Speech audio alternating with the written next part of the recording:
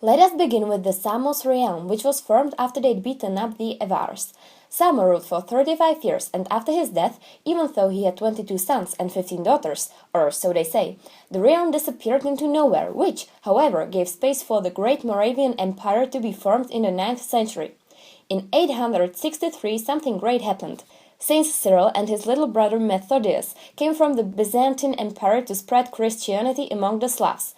They introduced the new Glagolitic alphabet, which, I believe, was pretty popular among the people. Later on, still in the 9th century, the Duchy of Bohemia became independent on the Great Moravia and became a part of the Holy Roman Empire instead. It was raised to kingdom in 1198, a year all of you should remember.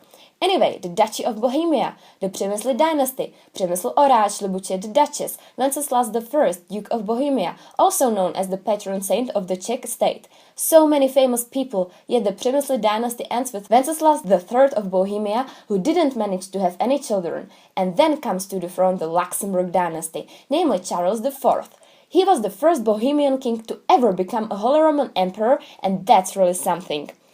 After his death, his brother Sigismund wildly appeared. You know, that's the one having the Ginger Fox nickname. Along with him showed up the Hussites and the effort to reform the church. Well, we all know what happened to Mr. Jan Hus, right? In the 17th century, the House of Habsburg snatched away the Czech throne for almost 400 years, which is undeniably a lot. During this time introduces itself the era of enlightened absolutism, including Joseph II and his mother Maria Theresa, with all of her reforms, starting with medicine and hygiene, civil rights, church, and education. After the end of the World War I, we somehow managed to rip away from the Austria-Hungary and became the independent Czechoslovakia with the great Thomas Garrick Masaryk as our first president, but the land lasted only into 1992. After the World War II, rough times awaited our new state.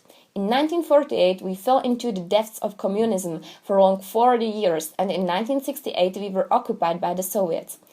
The communists left in 1989, a year when the Velvet Revolution occurred. By this time, the Czechs and Slovaks didn't already like each other, but officially they fell apart on the 1st of January 1993. And here we stay, the present. We've already welcomed the new Jubilee, let a prisoner get away, got the Olympic gold, stolen some pens to sign a contract with the devil, blinded ourselves voluntarily, allowed two people of the same sex to get married, and let new people get into our country. I'm wondering what's coming next.